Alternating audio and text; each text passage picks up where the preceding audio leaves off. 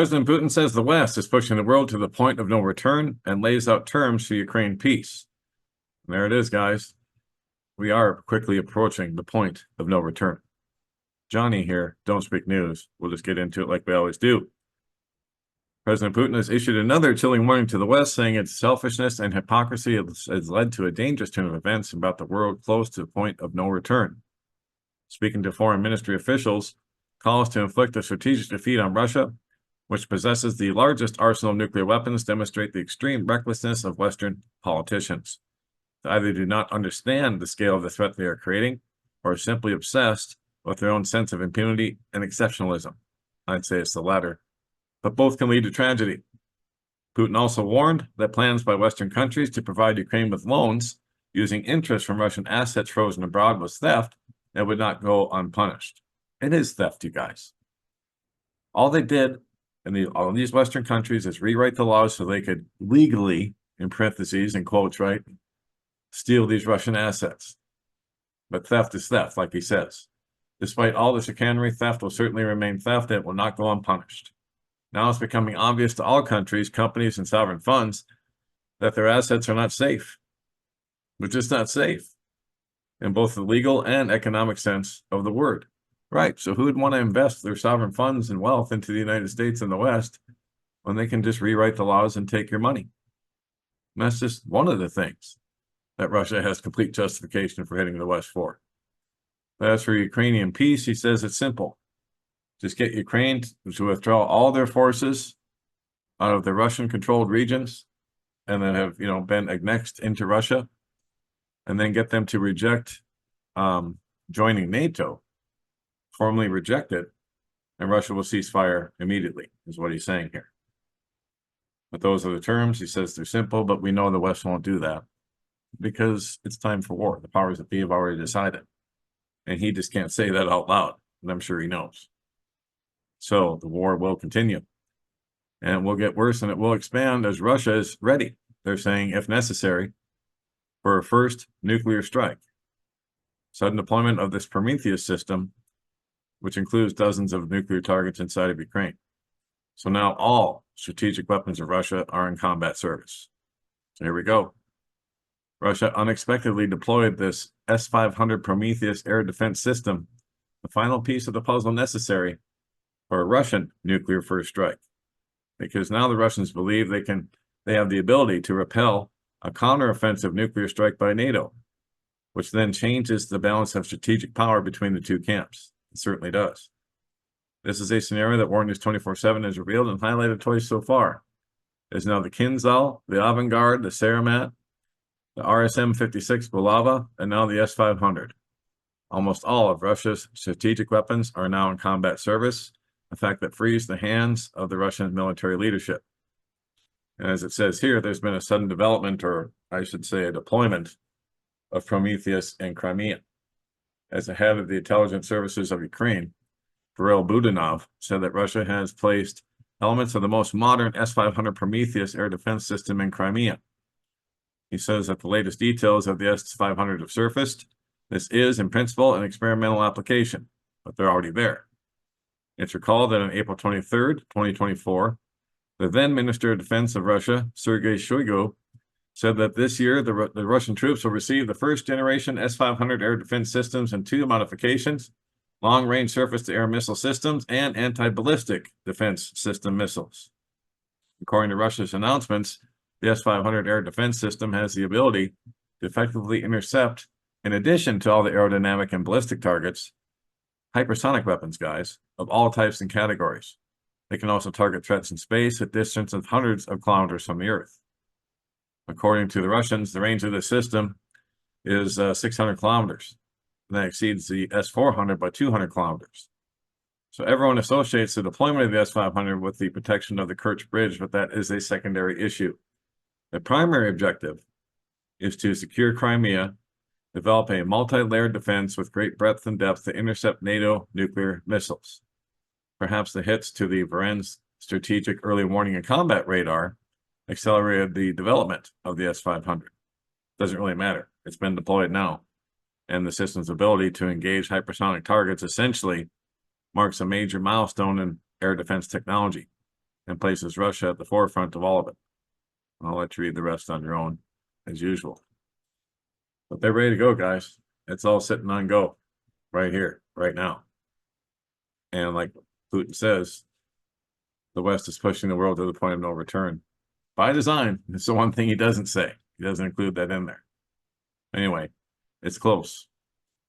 Very close.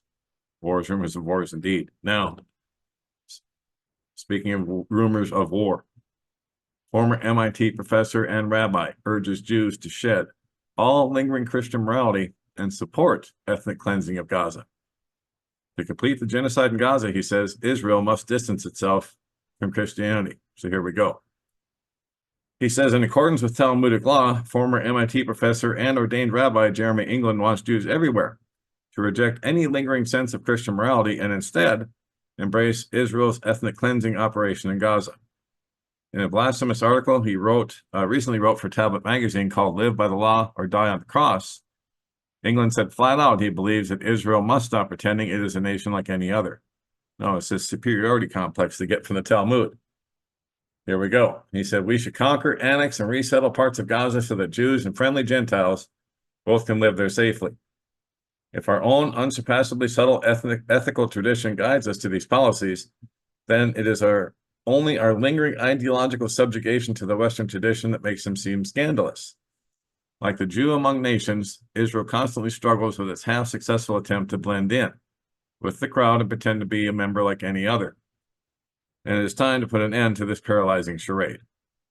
In England's view, Jews like himself did not stick to our law through 3,000 years of human civilization to continue national life as the perpetual defendant. In other words, Talmudic Jews must take a more offensive approach to ensure the fulfillment of their agenda, which, of course, as we know, is world rule and domination from Jerusalem. He said, it's our job to know that law, to teach what we know, and most of all, to live by it. Yes, by the Pharisaical interpretation, of course. So Israel, they say, is justified in killing children because of the Talmud. While the Christian is to see neither Jew nor Gentile, Galatians 3:28-29, Talmudic Jews are to see themselves as superior to everyone else. The concept of the innocent civilian, England writes, is a Christian concept, not a Jewish one. According to the Talmud, it is correct to kill even the righteous among your enemy. This kind of bizarre supremacist thinking on England's part is justified in his own eyes because that is what his religious texts designate as normal, even when it means killing children. England's article proceeds to blaspheme Jesus Christ as well, asking the question, what would Jesus do if a Hamas fighter held an Arab child from Gaza as a human shield while firing? Hard to say for sure, England writes, answering his own question. But anyone who argues that a properly humane response is to die rather than try to shoot around the child has ample basis in Christianity. The very idea of an innocent civilian makes sense in explicitly Christian context. Render unto Caesar, plus the idea of a universal community of faith that transcends nationality, means the conscience of the individual is paramount, and a person cannot so easily be classed as a targetable enemy just because of his membership in some nation waging war. The contrast with the Jewish perspective here is sharp. Citing Ben Yoka from Makilta 14:7 in the Talmud, England argues that Jews are fully justified to kill even the righteous among your enemy. This is a wince-inducingly Judaic and very unchristian position, he admits. And yes, it is.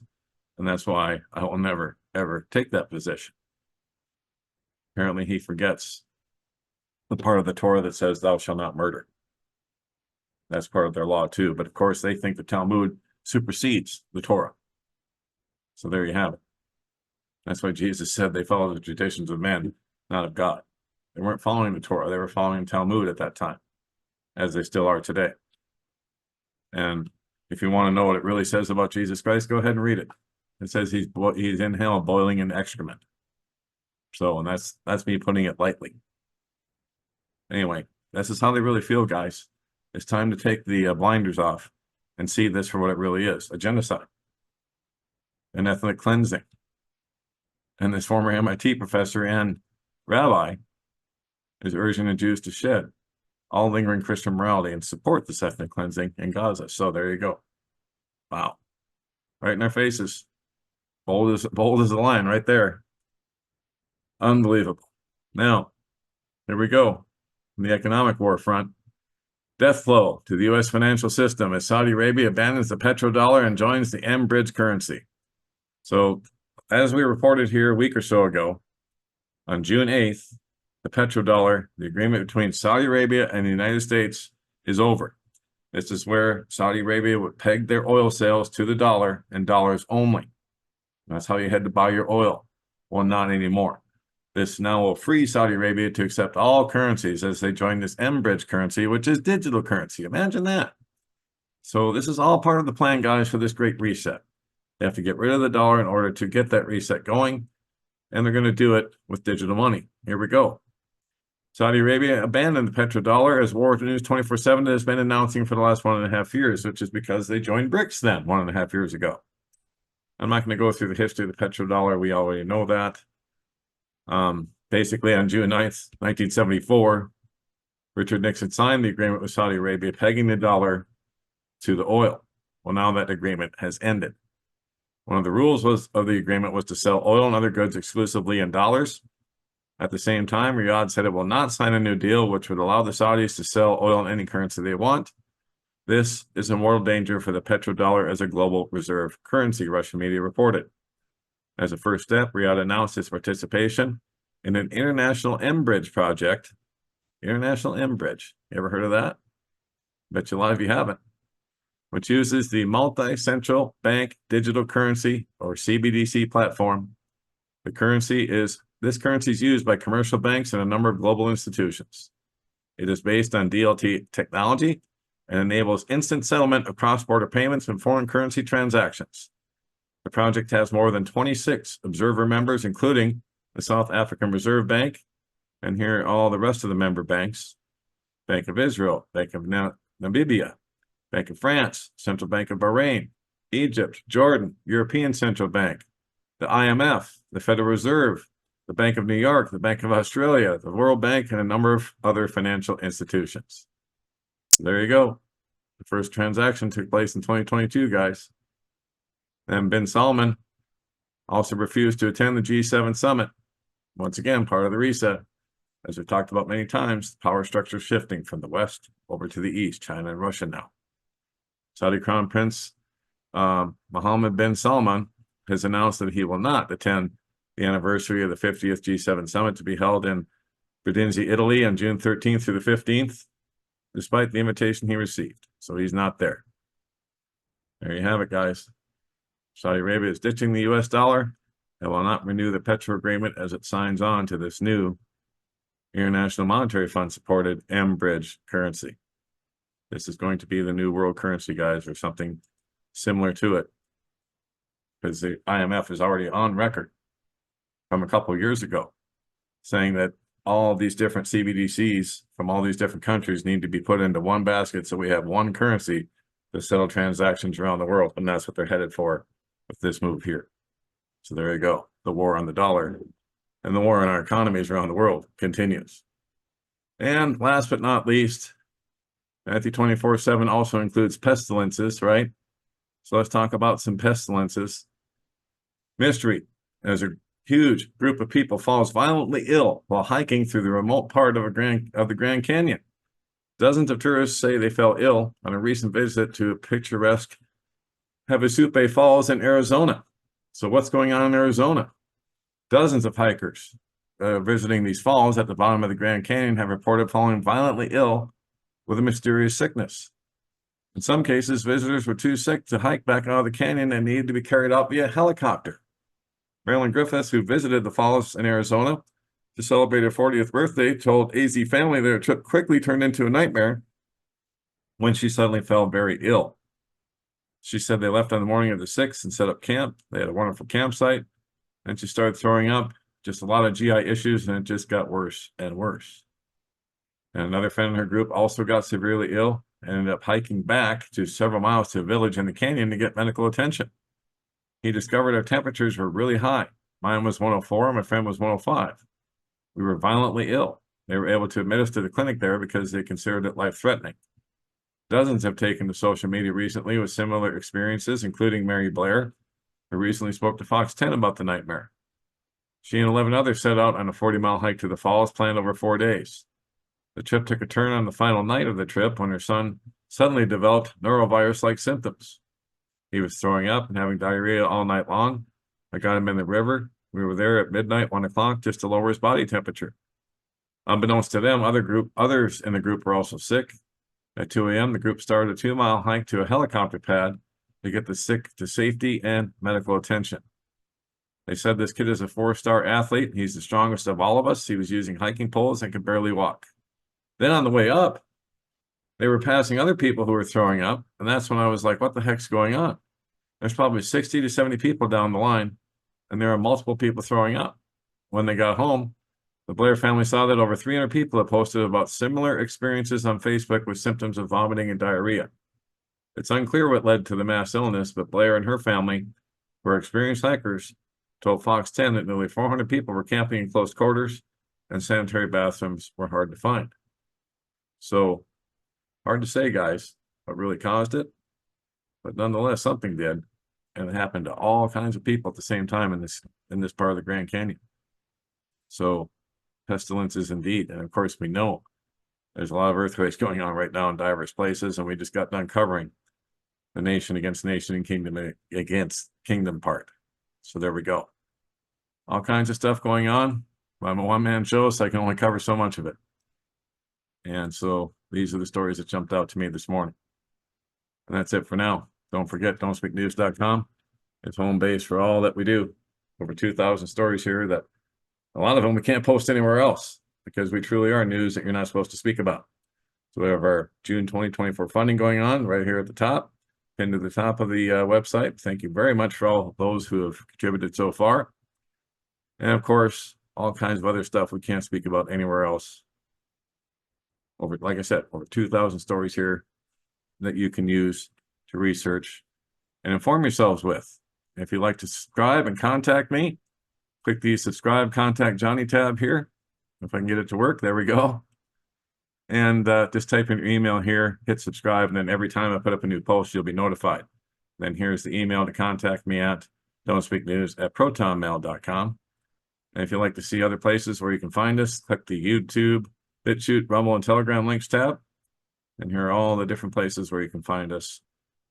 And of course, here is home base at don'tspeaknews.com because we've been banned for just about everywhere else. And YouTube has already taken down one video, and I expect them they'll probably start taking down more because they just don't like us over there. And that is it for now. God bless, take care. Johnny Storm, Don't Speak News.